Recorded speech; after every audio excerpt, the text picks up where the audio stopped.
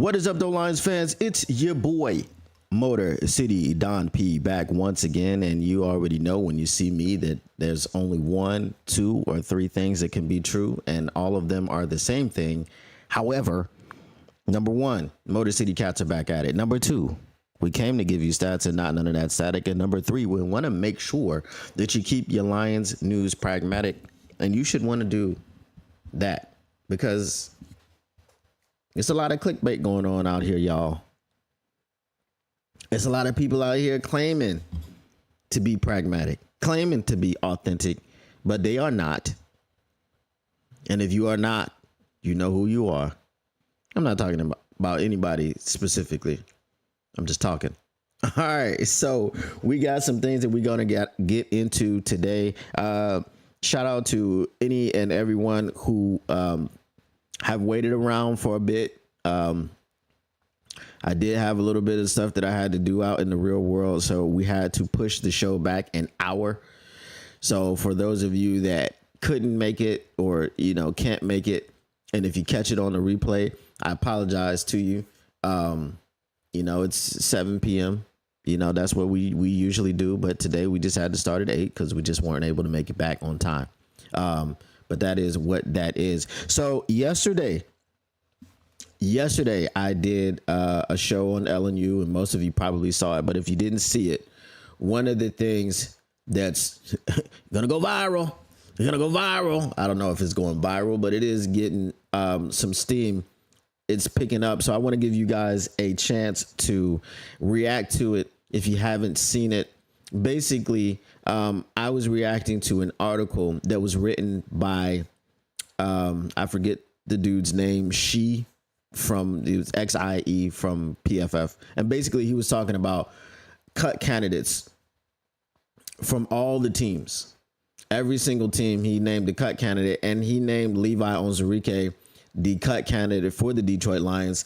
And obviously the reasons that he gave became comical once he mentioned Broderick Martin being a big edge rusher. And that's one of the reasons that after re-signing Levi Onwuzurike 2 months ago, we are going to cut him because Broderick Martin has emerged from somewhere. I don't know where he has emerged from. He's emerged from the kitchen. You know what I mean? Maybe he's emerged from Burger King. I don't know. I'm not trying to assault that man's character. I don't blame Broderick Martin. He like to eat. He's a big man. He like to eat, right? But that was one of the reasons. So you guys go ahead and put your reactions to this kind of talk in the chat.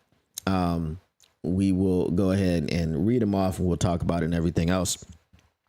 But today, the title of the show is just how many dogs did the Detroit Lions draft, right? We came upon a list, and this list is known as the ESPN Top 100. Okay? On the ESPN Top 100, let's see here. And before I do that, shout out to Caleb Williams. He's trying to beat the allegations. Okay, if you know, you know. Shout out Caleb Williams for trying to beat the allegations. Now, we don't know if he's beating the allegations. All I know is the optics means he's trying to beat the allegations. That's all I'm going to say. I'm not going to get too much into it. But this list from the ESPN's Top 100 is an article from Sideline Report, which is where that other article was from. Actually, it was a reaction article to a PFF article. So this was written by Josh Reitelbach. Says only 2 Lions draft picks made ESPN's Top 100, and they are not who you think. Obviously, the ones that you think are Tyler Williams and Tate Ratledge, but they might not be the ones. Those are the ones I think of whenever we talk about who's the top, because it's the top 2 picks. It's definitely not going to be Isaac Tesla. He's not going to make it. I'm pretty sure he's not going to make it. So I'm not catching any flack over the Isaac Tesla thing. I guess once we go back through and if he turns out to be a star or a dude or whatever the case may be, then people will come back and be like, oh, you said such and such. I don't know much about the player because the player doesn't have much production. I understand that he's a hands catcher and he catches everything.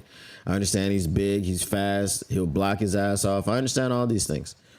I understand that, his quarterback at Arkansas wasn't the greatest guy as far as throwing a football. I don't know him personally. I don't know, I don't know his stances, his views. I don't know his family. I don't know his life. I just know that he wasn't great at throwing the football from what I saw, the limited highlights. He was putting it up there. He was putting it up there up for grabs. And whoever came down with it, they came down with it. It was one of those types of things. So I know that Isaac Tesla didn't have a whole lot of production in college, and we'll see what he does on the NFL level. If he does anything this year other than special teams, depends on what he does at rookie mini trap. What I was trying to say, rookie mini camp and training camp, and I just put both of them together. So rookie mini tramp. Okay. Crazy, right? That's a crazy word that I just invented. So rookie mini camp and training camp, we'll see what he does in those two venues, and we will see what it is for Isaac Tesla going forward. All right, so let's get to this. Oh, I have my chat popped out. I didn't pop it out, actually. Appreciate y'all smashing that like button. Go ahead, keep smashing the like button.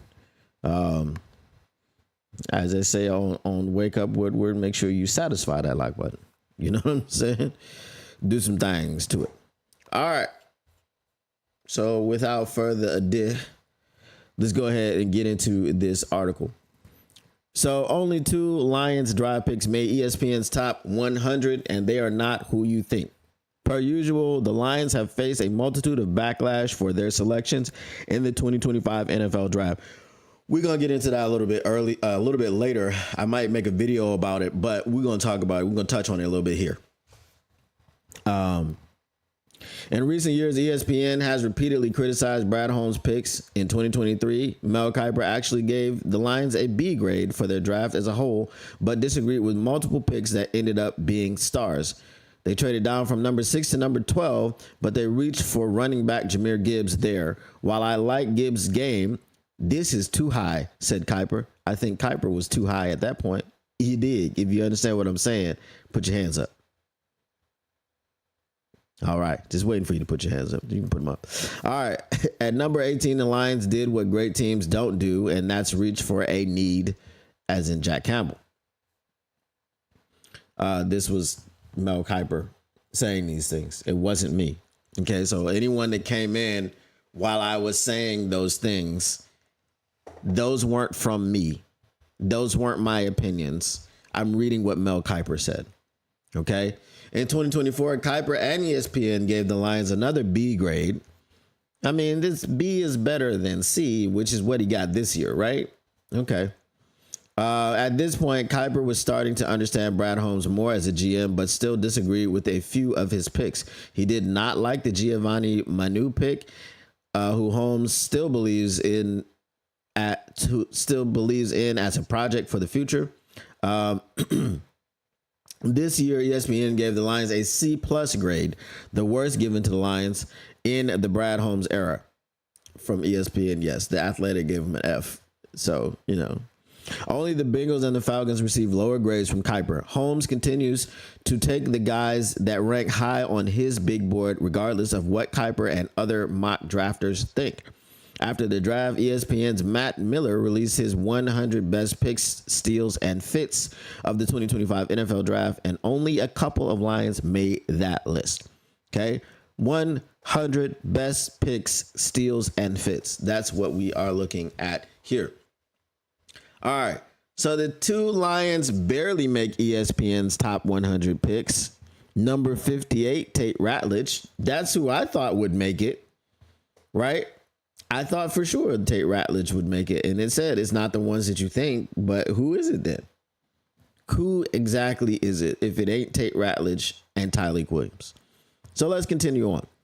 The first Lion appears on this list at number 58 with the Lions' second round pick, Tate Ratledge. Ratledge, my favorite pick of the draft, was a dominant multi-year starter at Georgia, known as one of the best guards in the draft. Ratledge was a great value pick for the Lions, who lost Kevin Zeitler to the Titans in free agency. Even if the Lions had retained Zeitler in free agency, the guard position was very thin for them.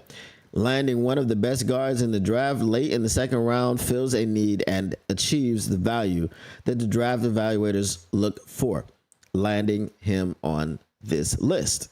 All right. So this pick also represented good value since 4 guards were already off the board and Ratledge was likely the only remaining starter, said Miller. What up, though, Tactical Sport? All right, so that was number 58. Now number 99. And this one is not the one that you expected it to be, and I will agree with that. Okay, number 99 is Miles Frazier. Barely landing the Lions' 2 players on this top 100 is Miles Frazier, who clocks in at second to last on his big board. Wouldn't he be first to last if it's 100 and he's 99? Okay, I don't know math, I guess. He says, personally, I had Frazier listed as a guy the Lions should go after on day 2 of the NFL draft, and he fell all the way to pick 171 in the 5th round, where the Lions took him. In his college career, Frazier was a freshman All-American and a finalist for the Joe Moore Award. Frazier's pure size is 6'6", 317 pounds, makes him a threat at any position on the offensive line. Although listed as a guard, Frazier is expected to be a possible Frank Ragnow replacement at center in the near future, and Holmes may have drafted him as such. Frazier's experience at tackle and exposure at guard in the pre-draft process have me believing he could start at right guard in the pros, said Milner. The Lions drafted a versatile, experienced SEC lineman in the 5th round, making this one of my favorite picks of the entire NFL draft. All right. So, no love for Tyleek Williams, or Big Leak. Okay, as I like to call him. Hopefully we don't call him Spring a Leak, just Big Leak, all right? Because Spring a Leak would be crazy, okay? So no love for him, no love for Isaac Tesla. He's not in the ESPN top 100 either. So what do you guys think? Do you think that we were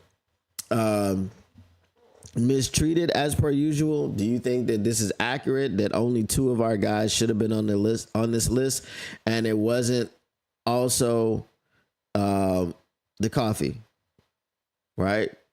Because we didn't have coffee.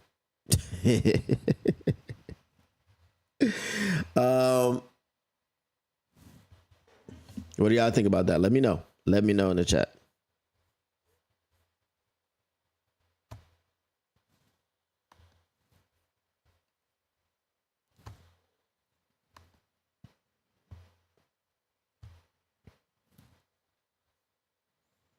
Tactical Sport says he's not sure yet. Obviously, yeah, none of us are sure yet. These are way too early, premature rankings and things that they do. You know why? It's because it's the off season.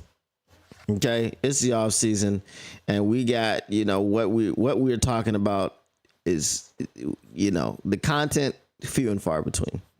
We got the rookie mini camp coming up this weekend, so that should be some good content, some good articles that will come out of there, some good opinions, and people that have boots on the ground will be able to see who these people are, so up close and personal if you've never seen them before.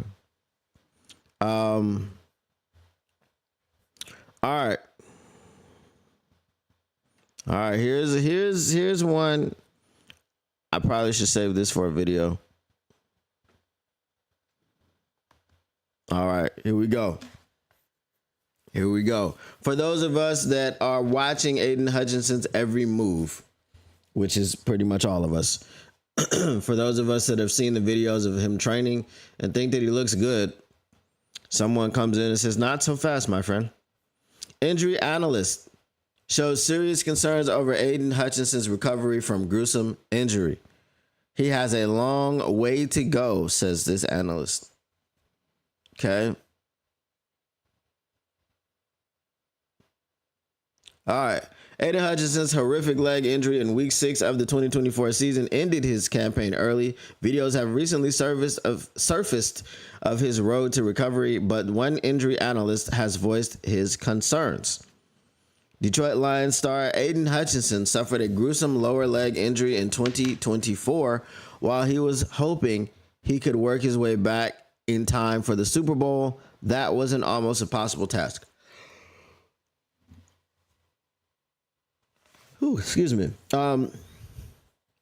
Look, when he came out after the Super Bowl was over and he still was walking very gingerly, I never thought that that was going to be something that he was able to do. Of course, it's cool to talk about it when your team has the bye week and you're getting just all types of stuff, right? But Aiden Hutchinson going to the Super Bowl, I never thought that that would happen. Of course, Dan Campbell fueled the speculation by saying that if there's anybody that he wouldn't count out, it's that guy. It's number 97. But in the videos that we saw, he didn't look right. Now, this last video that we saw with him full go and all these things, I thought he looked pretty good. I'm not going to talk about the leg being atrophied or anything of that nature because that's what happens when you have a broken leg. Your leg atrophies. But guess what happens when your leg atrophies? You build up the strength in your leg. And then at some point soon, it goes back to what it looked like before. That's how these injuries work. Okay? That's exactly how they work. All right. His commitment to the Detroit Lions is admirable, and while he's expected to be back on the field in time for week 1 in 2025, there are doubts about the recovery process. All right. Now, it says growing concerns over Aiden Hutchinson's recovery. Aiden Hutchinson has been one of the most dominant defensive ends in the NFL since he was drafted.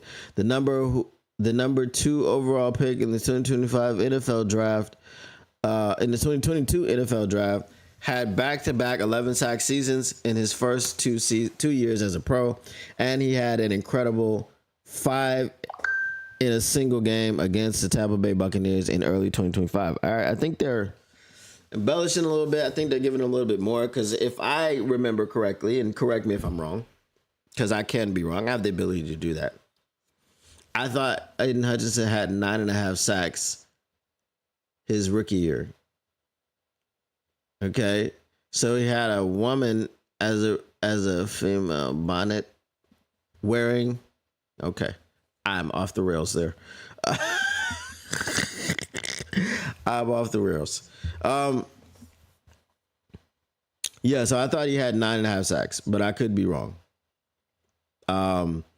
He did have, and he had 4.5 in a single game. He did not get credit for 5 sacks because I think 5 sacks in a single game would have set a record for, or tied a record for Lions to sack a quarterback in a single game, and that was back in the 70s. So, yeah, I don't know if it's true or not. The 2025 season was shaping up to be his best yet, but in week 6 against the Dallas Cowboys, it all came crashing down.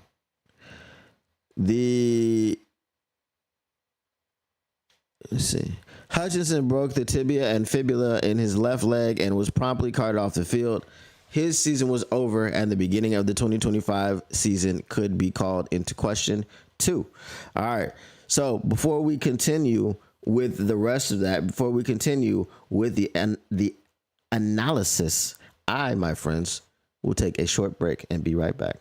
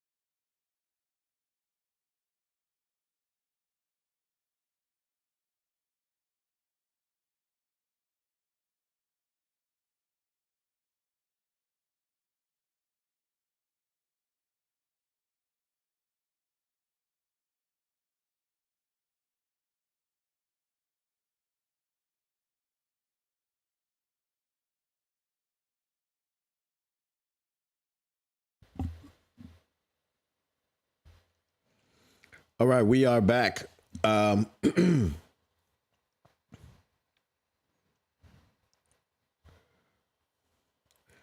right. What up, those salty pork chops? Um, what up, though, Mary Smith? Tactical Sports says, yes, he had 9.5 in his rookie year, and they initially called it 5 sacks that game, but took half a sack away and gave it to Levi. Get that damn Levi, boy. I tell you, that was one of his 3 half sacks. Okay.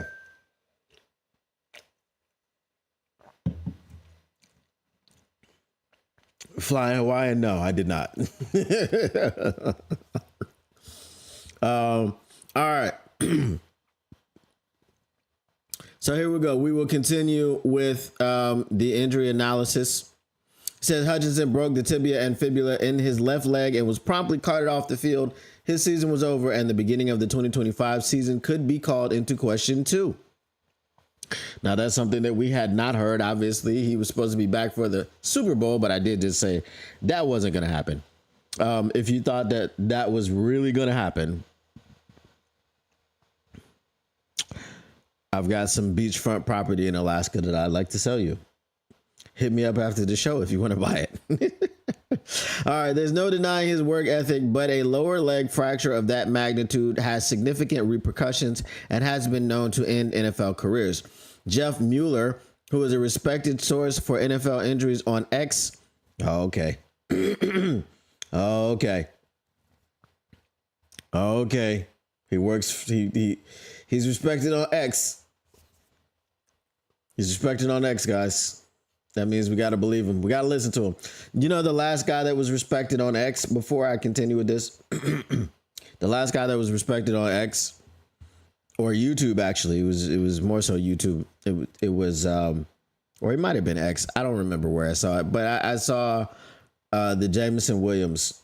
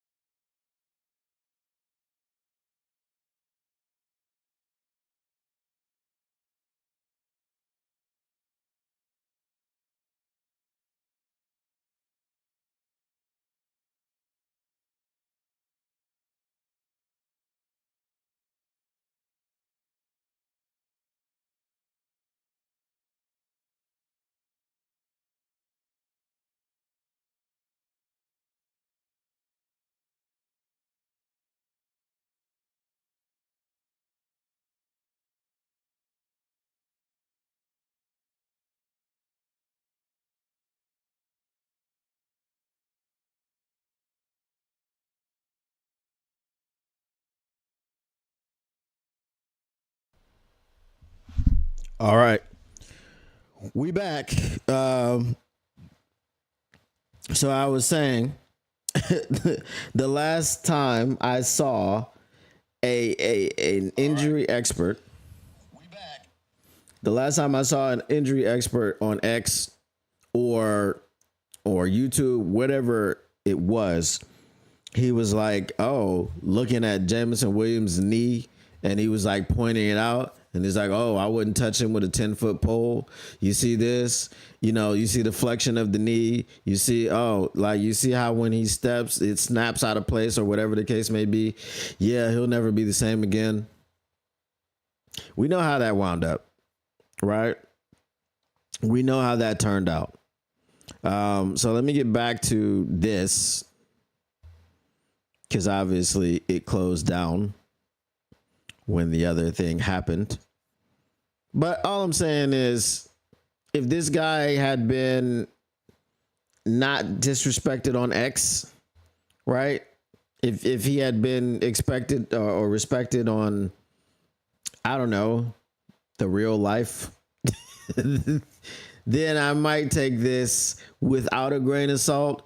But we're going to take it with a grain of salt. So it says growing concerns over Aiden Hutchinson's recovery. Aiden Hutchinson has been one of the most blah, blah, blah, blah. So we've seen that part already. All right. So the guy was respected on X, Jeff Mueller.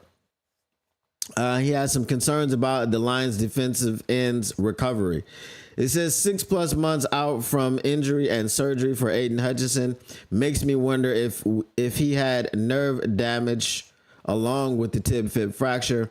Has a long way to go based on his current movement patterns. All right. And then obviously we had the video that I think we've all seen the video of Aiden Hutchinson running around and doing the circle and all this stuff. So it says Mueller went on to add that the injury can really affect a player's dynamic ability after a commenter pointed out that the same injury ruined the career of Minnesota Vikings safety Louis Cine. Okay, I didn't know that an injury ruined his career. I just thought he got cut because he wasn't that good. While Hutchinson looks great running and performing certain drills, there is a possibility that he starts the 2025 season on the PUP list. Hutchinson's, okay, all right, let's stop right there. As someone else who I watched, pause the damn live. Pause the damn live. I don't know how you pause a live and you continue talking, but that's what he says every time. He's like, pause the damn live. Pause the damn live. Let me talk to y'all about something. Well, we're not pausing the live then. We're just going to do what we do on a live. We're going to talk about it, right? That's what I thought. Anyway, Mary Smith says he looked pretty good to me. Flying Hawaiian says, yeah. Yeah, I need to talk to you about that. For sure. Let me see where my chat is. I want to keep looking at my phone. Let me pop this thing out here. But yeah, pause the damn live. Pause the damn live. I don't even, why am I pausing the damn live again? Okay. All right. So the point is this. We got, what up though, just a fan? We've got Hutch that, according to this injury expert on X, could very well start the 2025 season on the PUP list. Now, for those of you who know, how many games must you miss if you start the season on the PUP list?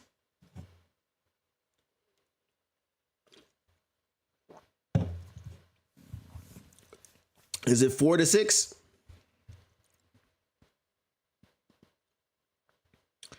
Is it 4 to 6? I know it's the first 4. I don't want to say the 6. I think it's 6. Okay.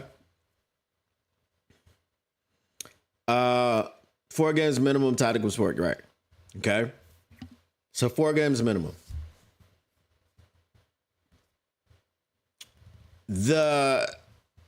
What's today? Today in the past, what day is it? It's the 6th for y'all. It's the 7th for me. So for me, here on Wednesday, y'all are on Tuesday. So for me, we got 7 days. For y'all, you have 8 days. So either way, it's a week away. We will know in a week on May 14th who the Lions are playing and when they're playing them. We know who they're playing. We don't know when they're playing them. If Aiden Hutchinson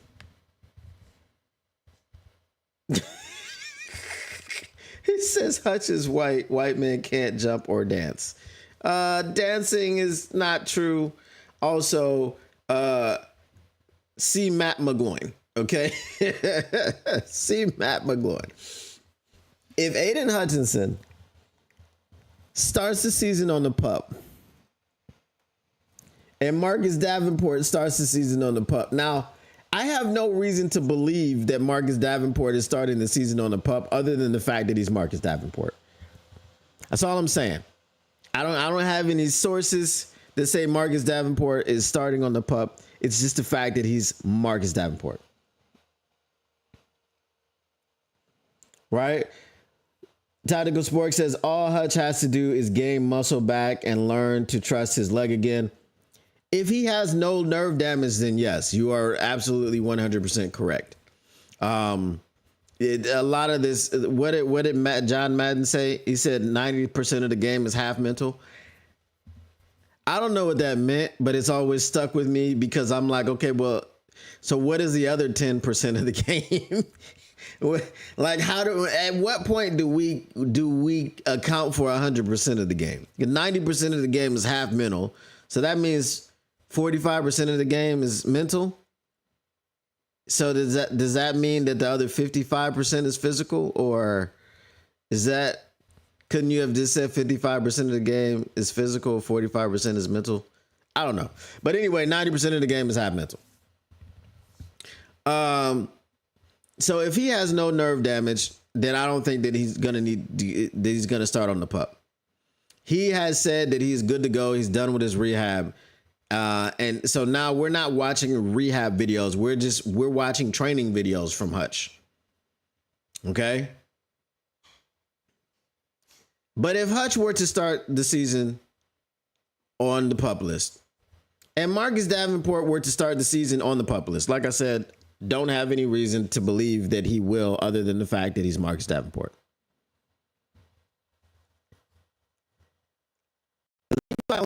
And Josh Pascal would be your starting defensive ends. Okay. At what point, if that happens,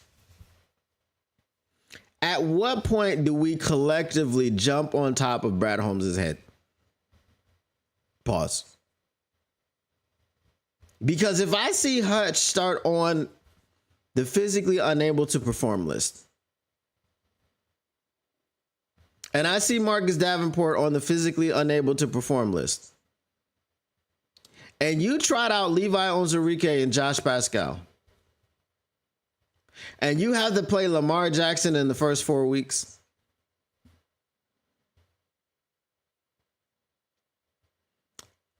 that's an auto L, bro. That's an auto L. 60% of the time, it works all the time. I got you.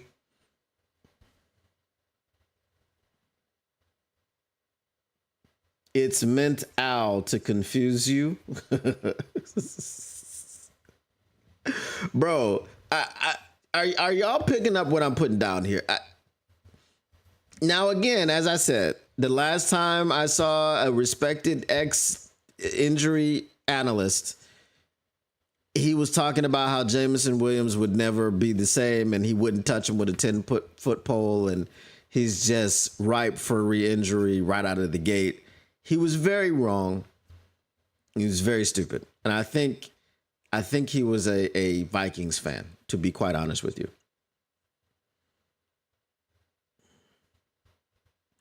Said if that were to happen, they could switch to a 3-4 and blitz the backers. Yeah, you could blitz the backers. If you're going to do that, it would be great if you had a Jihad Campbell. You see what I'm saying? You see?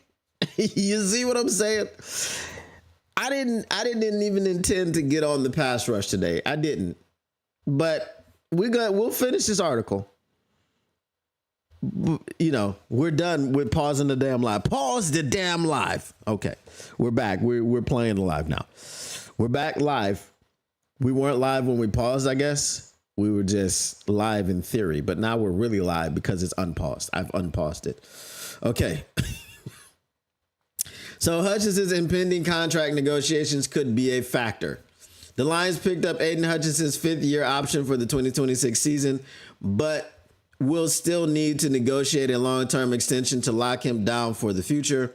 That will typically come in the year before the player becomes a free agent, meaning his extension hinges on the upcoming campaign and his performance. At his peak, Hutchinson would have become likely the highest paid defensive end in NFL history, but he will want to make sure he performs at that level again this season to avoid casting any doubt about his value.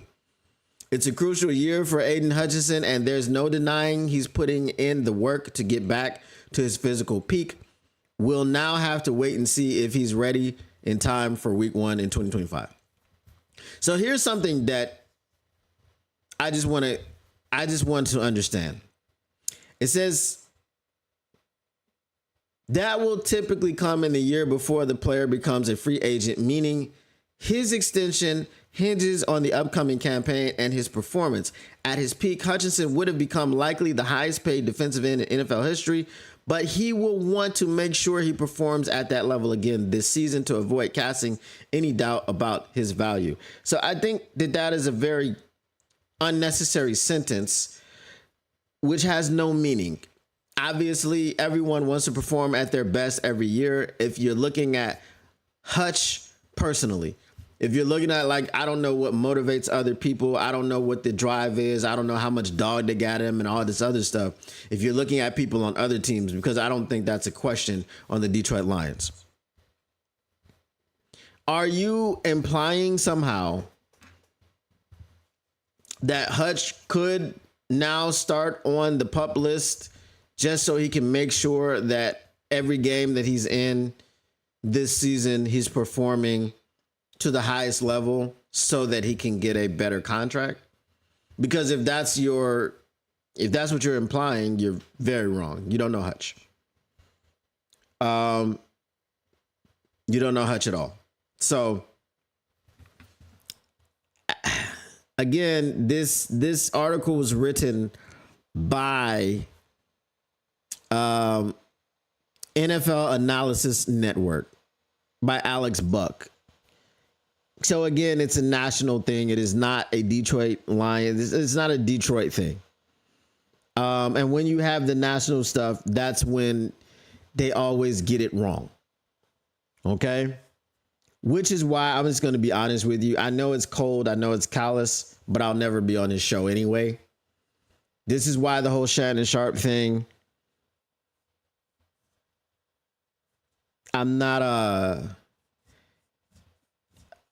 behind him, right? And it's just because he never gets it right about Detroit. He don't give a damn how to pronounce nobody's name, position, stats, what they did during a game. He don't care nothing about it because he don't care nothing about Detroit. So, I used to be a fan, right? Until he became a rapper without the P, did he? Or until he tried to spell rapper without the extra P, did he? Or something like that. However it goes, y'all know what I'm saying. It says never heard of the guy. Right? Exactly. Right? He became he tried to spell rapper without the extra P, did he? Or something like that. Yeah, y'all know what I'm saying. But anyway. And also, what I was also going to say is that when you are a national person and you're not into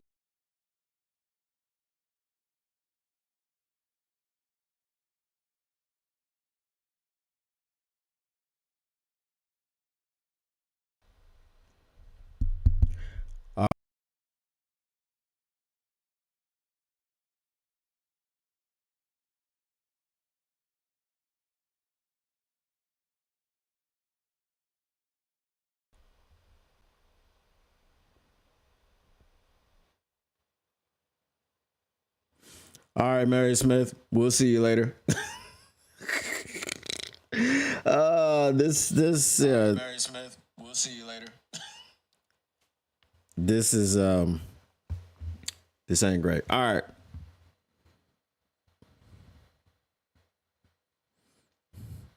So we're back. For those of you that have stayed on, I appreciate you.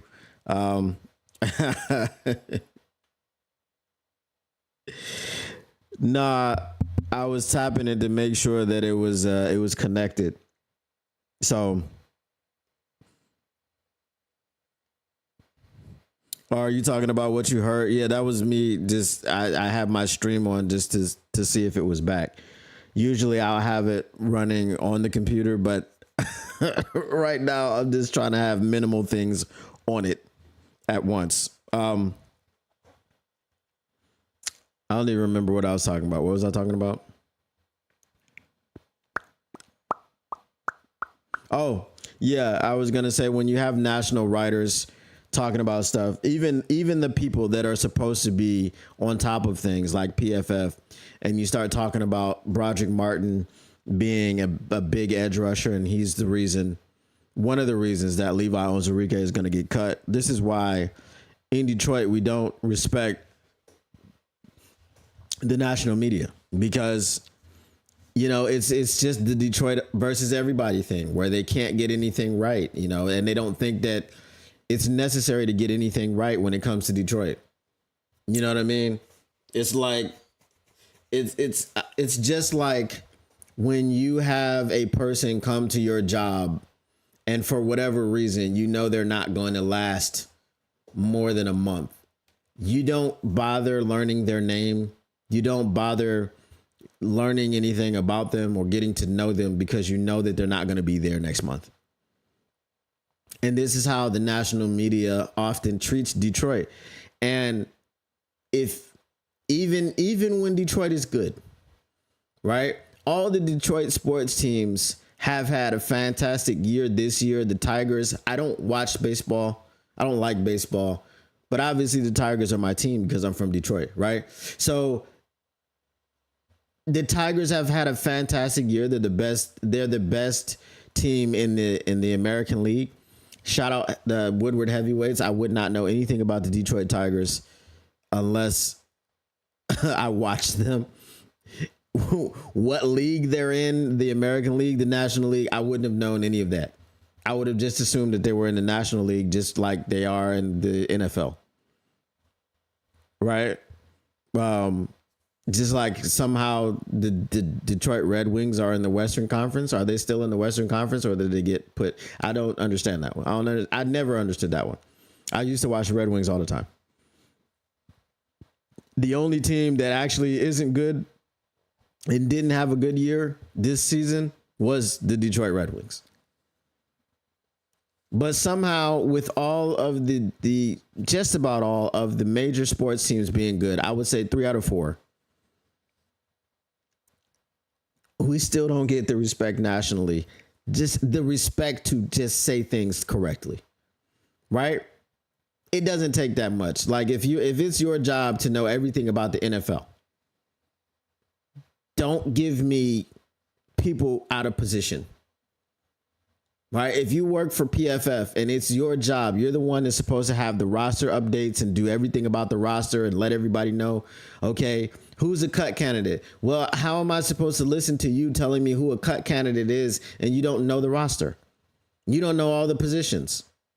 If you don't know all the positions and who plays them, and it's your job to do this, you are not a credible source. So it was incredibly lazy. We talked about this at the beginning of the show. And for those of you that have still stuck around, okay, I'll re-mention what I'm talking about yesterday. And I think the people that have stuck around saw this yesterday because they come to my show every day. So shout out to all of my, I guess we'll call you day ones because that's what you are. Okay. Tactical Sport for sure is my day one. Flying Hawaiian is turning into, you can't be a day one because you recently found me, but you turning into, you're a regular, right?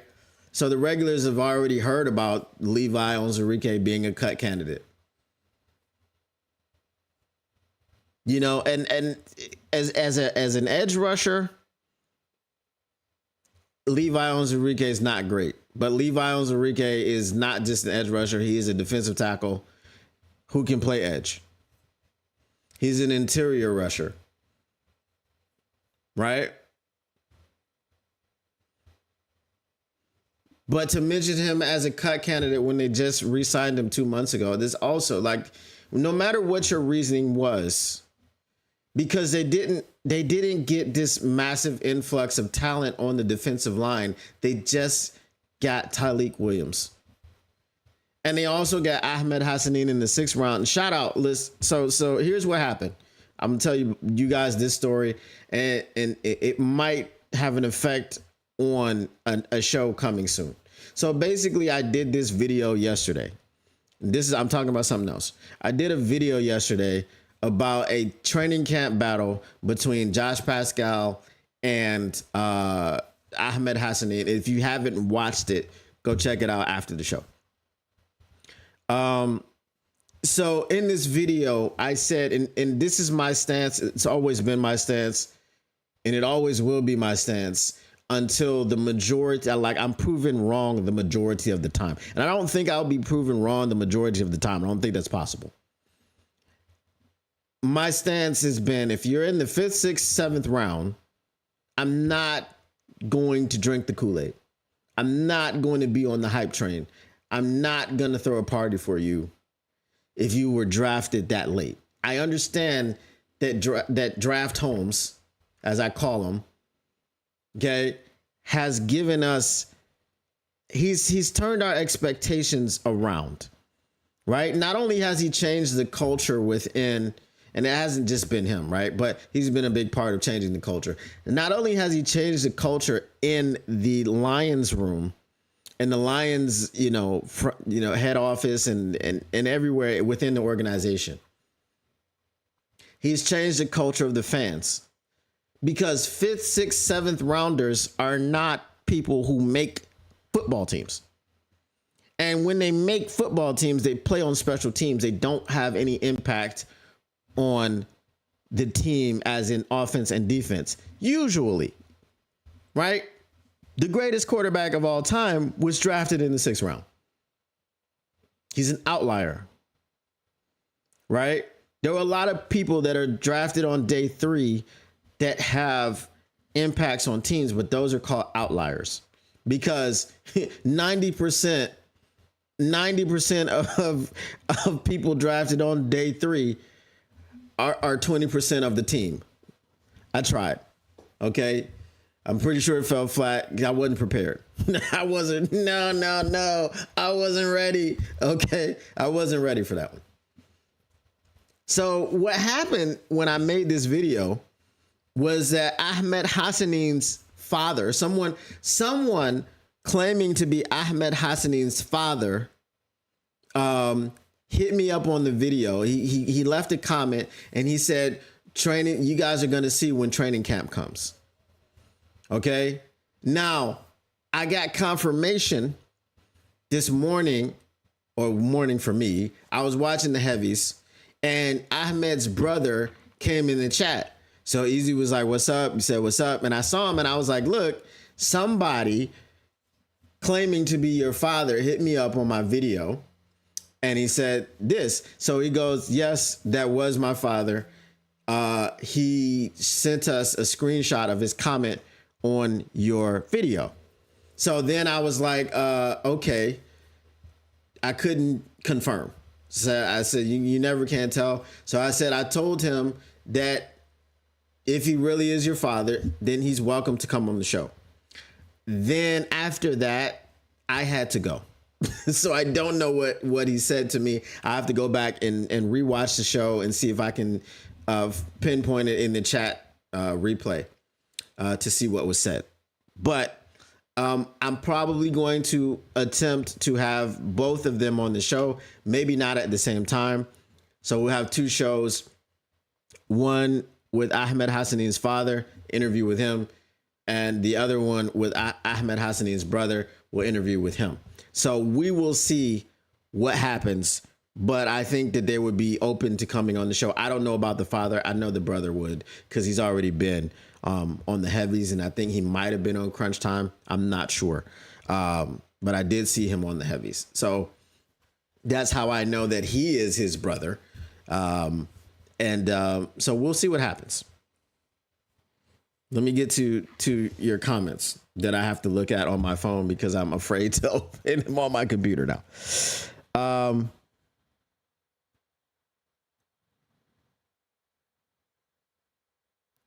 Let's see. No, you know what? I'm just gonna open it on my computer. And if I get crashed out, then we're done. You know what I mean? If I get crashed out this time, I'm done. Okay? There's not gonna be any coming back.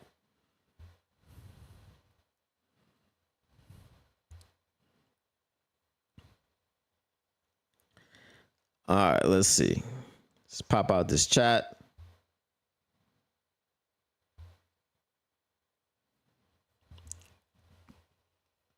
All right, so comments, tap out like MMA knocked it out, LOL. Did I get to watch the video on the NFL salary cap? I actually forgot about that tactical sport, and I definitely should do that. I'm gonna watch it after the show. Says I'm from Hawaii and the Tigers are my team too. I feel you. I watched playoff baseball. The Wings moved to the Eastern Conference. Okay, why they were ever in the Western Conference? No idea. That just never made any sense to me. I'm like, we're about as far east as you can be without being on like directly on the eastern shoreline. So you know.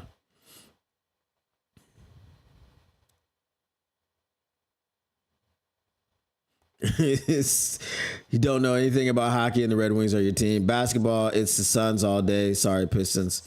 All good.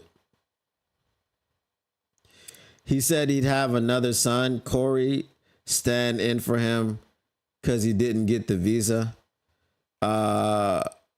Chicago's still in the West.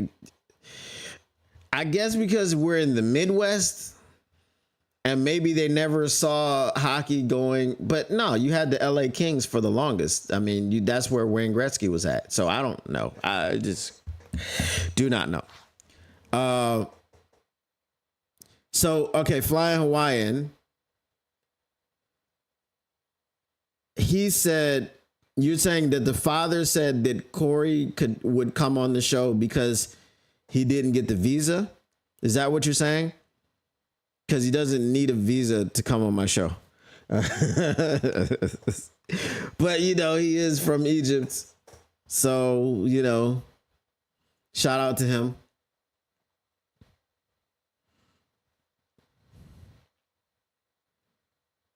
But let me confirm. Okay, this is what he said. Okay. So I'm guessing that's in the chat or in the comment section of that video. So I will get to that and we'll see what happens with Corey. And then we'll try to get his pops on too, because Corey can relate to him that it will not be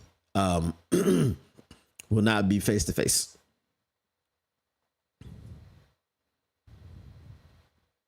Yeah. And I know it looks like I'm in studio. You know what I'm saying? I'm in my house.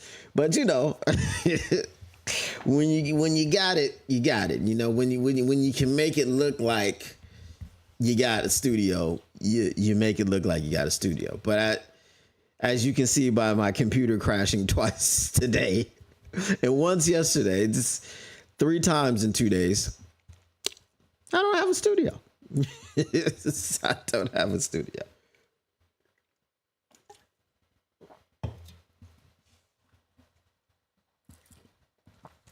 All right, so that's that. Then it looks like we'll have at least one of them on the show, and they can convince me of the ability to make an impact. And this is not just Ahmed. This is anybody who was drafted late, other than Amon-Ra St. Brown. Because again, as I say, Amon-Ra St. Brown, you turn on the tape and you're like, wow, you know.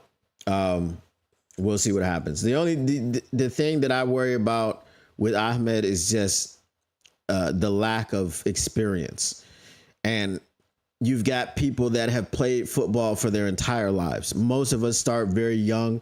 My first time playing organized football I was 9 years old. Obviously, I've been playing in the backyard since I was like 5, you know. You know, I was probably one of those kids that was like 3 years old and the first thing somebody gave me was a football and I started running with it. You know what I mean? So that's the thing. But, you know, picking up the sport and all these things, Ziggy Ansah. Ziggy Ansah is going to be the comp for Ahmed Hassanin as far as who was not experienced with playing the game in their native country because Ziggy Ansah was from Ghana. Okay, so both African countries. Shout out there is, I don't know if you guys heard me talk about this before. There is a camp called Football Without Borders. I had the opportunity to go to this camp. It was in Egypt. Not Marcus Davenport. Marshawn Lynch was the guest at this camp. I didn't go at the time because there was a little bit of political unrest, and I was already living in the Middle East, and I just was like, nah, I'm good. I'm not trying to get called into the embassy. They're like, so we saw that you went to Egypt. You mind telling us about that trip? Nah, I didn't feel like doing that. So I skipped it. But yeah, Marshawn was there.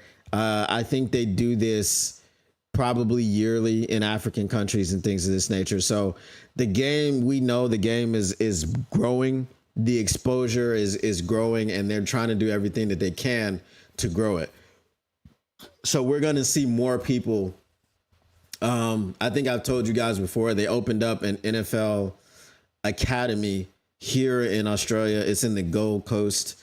Jordan Mailata was here to open it. It was last September, I believe. So yeah, and then this year, I think I don't know if he got drafted, but I know he got signed. It was another rugby player that played here in the rugby league, and now he's in the NFL. So they're going to continue to do these things, and we're going to continue to see players from international backgrounds coming over, because once you like, so now all of Egypt is going to be Lions fans. Right? So Egypt, like, now we've got Egypt. We've got Germany because of the St. Browns. Right? And that creates what? Marketing. And it also creates a fervor for the game. Germany, they're already really into football. I've told y'all before about how I had, inner dealings with IFAF, with the International Federation of American Football. So I've told you guys all these things before. So it's only going to grow. It's only going to expand. And we're going to see a lot more players coming from international backgrounds. But I look forward to it. So I'll reach out to Corey and his dad and try to arrange something pretty soon.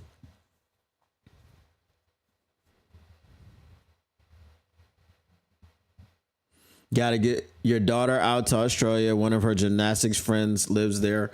You come to Australia, man, come through. Unless you go to Sydney, because I'm in Melbourne, and that's an 8-hour drive. So, but the tickets are pretty cheap, all things considered, if you're flying from Sydney to Melbourne or Melbourne to Sydney. So.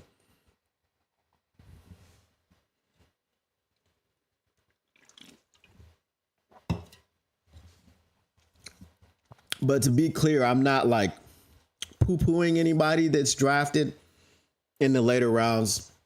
I'm just like curbing my enthusiasm. You know what I mean? I'm curbing my enthusiasm. It's the same with the Tesla pick, right? We don't like the pick because of what was given up to get him. Nothing against the player. Everybody that comes to play for the Detroit Lions, you hope that they are a dog. You hope that they contribute. And I think this draft was heavy in the depth department, right? It was heavy in the depth department. And we need depth with all the injuries that we had last season. Now with random Twitter, I don't even remember the guy's name. Okay, random Twitter injury analyst saying that Hutch might start on the PUP list. Okay.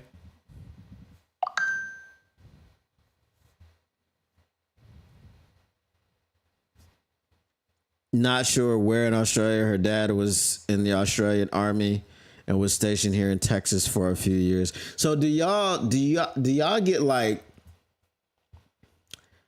some sort of discounted travel from base to base? Like if you wanted to fly from a base in Texas to the base in Australia, and do you have to, like, I'm pretty sure you can't just be like, hey, I'm gonna take a flight. Let me give me the keys to the plane, right? I'm sure you can't do that, but I'm sure there's some sort of travel arrangement. Am I correct?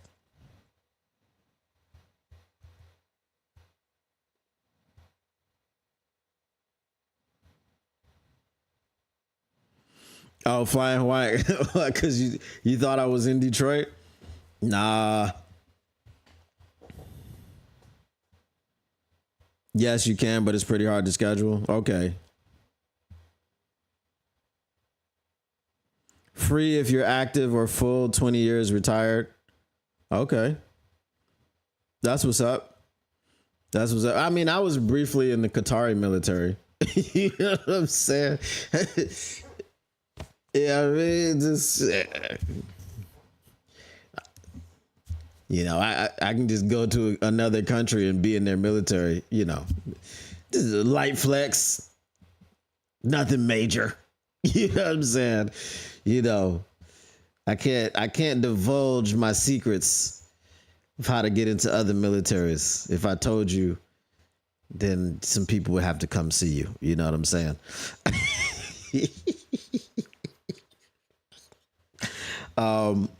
Okay, I'll tell you how I did it. I'll tell you how I did it. Y'all want to know how I did it? Y'all want to know how I joined militaries in another country? I'm pretty sure you want to know.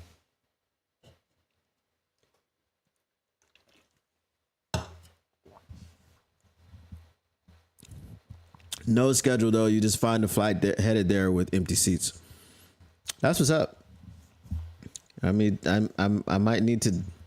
Nah, I don't have the ID anymore.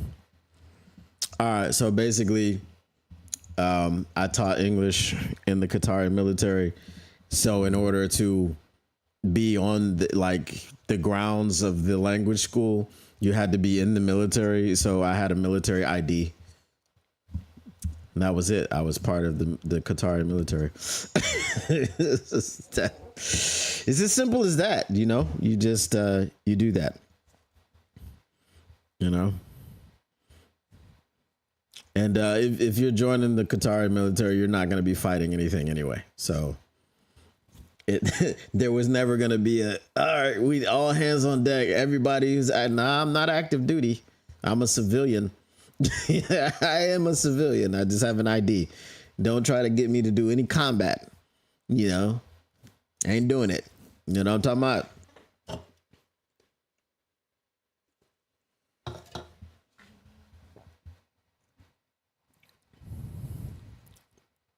No free sponsors. No free sponsors, but Celsius. I mess with it.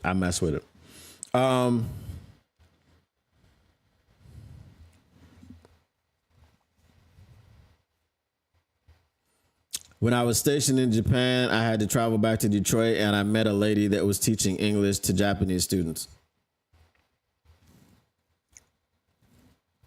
Was she Japanese or was she American?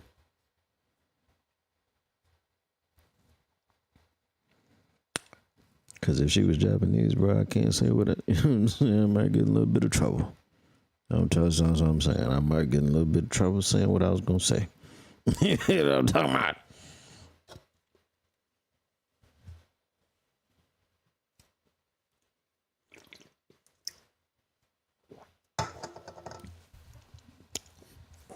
Oh boy.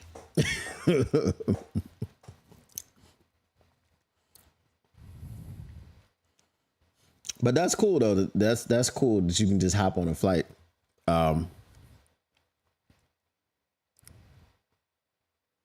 American helped you out. You were in a bind at the airport. Okay, that's what's up. That's what's up. But that is pretty cool. But you would expect it. I think I also said that while I was in Qatar and I was dealing with IFAF, we did, or this was before we started dealing with IFAF, but we did have some flag football tournaments that we hosted, us against the American soldiers. You know, all I'm going to say is at the time I was like 32 years old. And if it was basketball, I would have been able to say I was giving them buckets. Okay. I was giving them buckets. Now, 10 years later, I ain't giving nobody no buckets nowhere. Your boy hamstrings is shot, everything, bro. You know, that 4.3 I used to run, it's probably a 5.3 now. You know, I'm not ashamed to admit it. After you turn 40, everything goes downhill. You know, after you turn 40, everything goes away. You know, all your prime. You ain't got no more prime after you hit 40. Nope, all the prime leaves your body. No prime. Unless you drinking prime energy drinks or prime hydration, you ain't got no more prime. Prime is gone. You ain't got no prime time, nothing. Even if you Deion Sanders, after he turned 40, wasn't no more prime time. It was just time.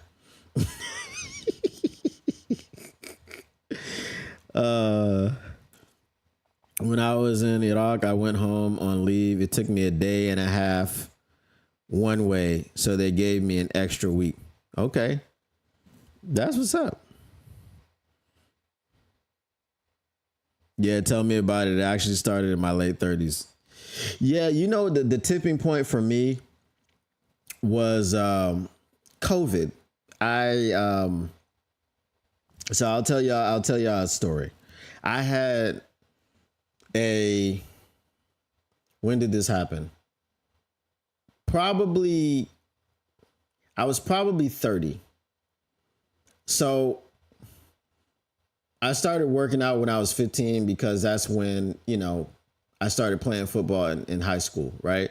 So I started working out when I was 15, and I was real like I told y'all, my bench max. I came into the gym one day, and it was somebody doing dips with the diamond bar, and he had 300 on it, and my coach was like, hit that. And I was like, I've never done deadlifts before. I said dips, did not. It was deadlifts. So I was like, I've never done deadlifts before. He was like, don't worry about it, hit it. So I got in, stepped in it, hit the 300 pounds. My first time ever doing deadlifts, right? So I was a workout machine. And I did, when I was 30, I did my personal training certificate. So I had to, as part of this personal training certification, you had to create your own workout program. My workout program that I created was called the Kamikaze. And basically it was, I supersetted everything that I did, and the supersets came out to be 60 reps. So it was a set of 20, 20, 20, right? And it was some crazy stuff. That's why I called it the Kamikaze. So me being just, you know, in the gym, I had this weight vest, which was 30 kilos. And I had it on, and I was doing squats also while having this weight vest of 30 kilos on. And so what happened was I took a bar off of the rack, and I got into a squat, and I didn't come up. My lower back just kind of popped out somewhere, right? So obviously at 30 I was fine, but it just seemed to. I felt like it was a slip disc or something like that. I never got it checked out. So then when you fast forward to COVID, because we were just off and on, they were opening the gym, closing the gym. You could go, you couldn't go. And it was just one day I wasn't even doing anything. I had these 10 kilo dumbbells, and I was doing a warm up or, you know, something like just curls. wasn't using my lower body at all. So my back just started not feeling right. And I did a few more things, and I got back upstairs because this was in my apartment building. So I got back upstairs to my apartment and it just fell on the floor. And my back was finished, bro. So, I went to later on when I got back to Qatar, I went to a chiropractor, and it's like, it's touch and go. I've gotten past the random flare ups because it would just randomly flare up, and I would just like, you're not really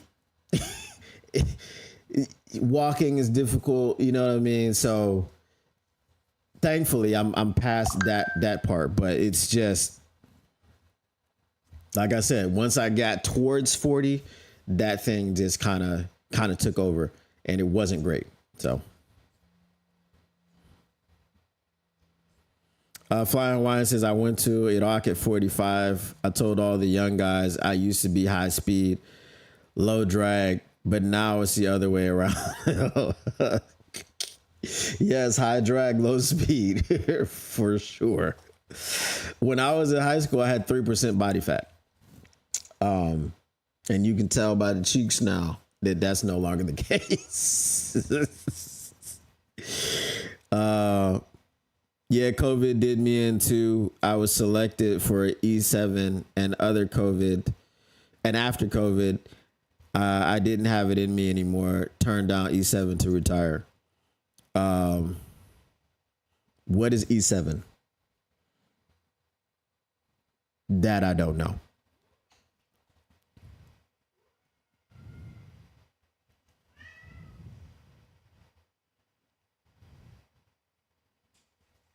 As y'all can hear, I got a lion's cousin in the back. That's civilian for cat. It's like a hydration engineer, right? It's a water boy. What up, though, Spirit of Detroit? We just winding down.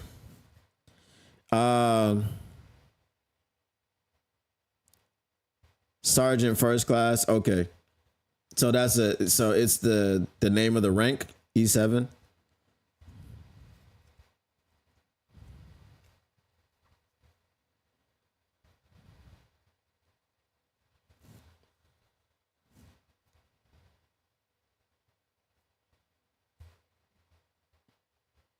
That's what's up. But yeah, I mean, okay, Spirit of Detroit. So everybody here was in the Army, huh? Listen, man, I had the ID. I can say I was in it. I had the ID. Doesn't matter if I was just teaching English. Doesn't matter. Also, the grade is E7. The rank is Sergeant First Class. Okay, I got it. Yeah, you know what I'm saying? Flex. You got to flex. You flex them when you got them. You know what I'm saying? That's the name of the game. You know how they say, smoke them if you got them, flex them if you got them. That's all.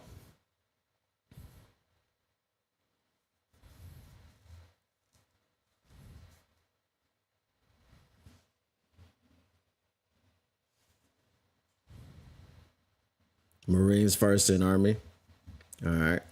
Yeah, my father was in the Marine Corps, but my father was also born in 1945, so he would have had to been in the Marine Corps in the late 50s, early 60s.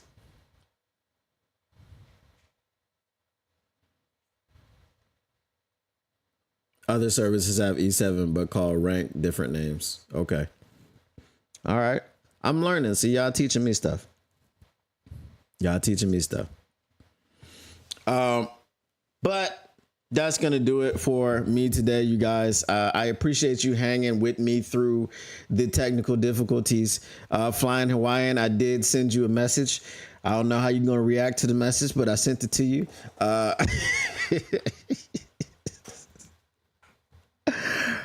Your boy's not flush right now, so it is what it is. But yeah, I appreciate you guys once again, man. And keep checking out those videos, man. I'm trying to pump them out. Shout out Derek, Lion Syndicate, who was just like, man, you just need to do more videos, and things will start to grow. And he's right. You know, the things have started growing. The subscriber base is picking up. We want to build this community, man. And you know, hey, we have opinions around here. Everybody likes to have their opinions heard. I like to talk to the chat, so there's going to be other people joining in and have their opinions heard, and we can debate. And sometimes, you know, you get a troll, like Mr. Detroit City has been trolling me now on LNU. So every time I pop up on LNU, he's there and he's trolling me, but it's fine. He doesn't like JMO. I love JMO. I'm the official keeper of the JMO. But he's going to keep watching on LNU, even if he's not watching over here. So it's all good. It is all good. What up, though, Kane Press? What up, though, Kane Press? I'm sorry you're pissed off, but I am leaving.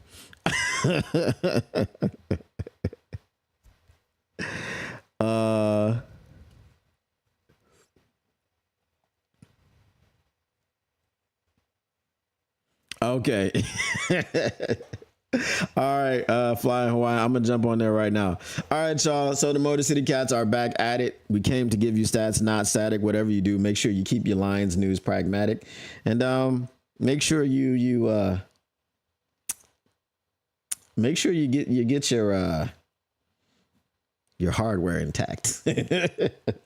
All right, we are out. Peace.